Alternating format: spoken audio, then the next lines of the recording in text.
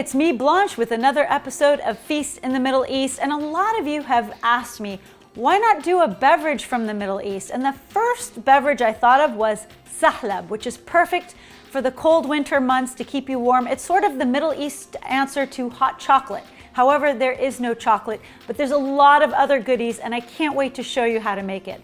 First, we want to start with 4 cups of milk. I'm using regular milk to keep it traditional, but you could substitute any kind of milk you want.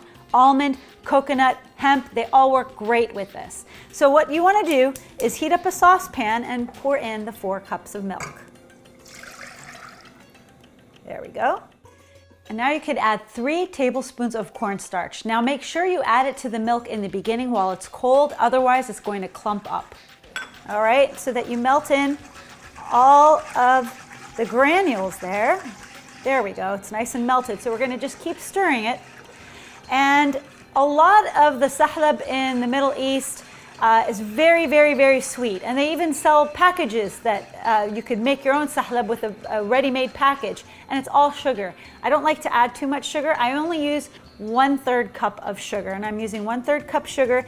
And for the diabetics out there or those who are watching their sugar intake, you can also use stevia. You could use stevia, you could use any kind of sweetener you want really. Just don't use honey because it'll alter the flavor too much. Okay, so I've got the cornstarch, the sugar, and the milk. And you want to keep stirring it until it's a thick consistency. So it's that fine divide between a pudding and a beverage at the same time. The word sahlab is actually the word for orchid in Arabic. What you use is they take the powdered orchid and they use it to add a scent and a flavor to the drink. And it's very hard to find. You could find it in certain Middle Eastern stores in Los Angeles and in San Francisco, and places where you see a large Arab population in the States, and of course you could find it in the Middle East. But I find a great substitute is rose water. Now rose water has the essence of roses, so a little bit goes a very long way. Put a little drop, you get a nice essence. Put too much, it starts tasting like aftershave, and you don't want to drink aftershave. So just go really light. I'm talking like a little drop, okay? A little drop goes a long way. And you can adjust it. So if you like more, add more. And if you don't like it at all, you don't need to have it. You could still have the nice milky beverage with the toppings. Yes, there are toppings to this beverage, and I can't wait to show you what they are. So this is the exact consistency that I want it to be. It's kind of like a thick milkshake. And then my favorite part is the topping, and that's what makes this drink so unique. I know I'm being kind of sloppy, but I'm so anxious to put the toppings on there to show you what it looks like. You're gonna dust the top with just a little bit of cinnamon, and then some chopped pistachios. So it's almost like a dessert drink. You can drink it and maybe put a dessert spoon next to it if people want to scoop out the topping with a spoon. And finally, a dusting of some coconut. There we go.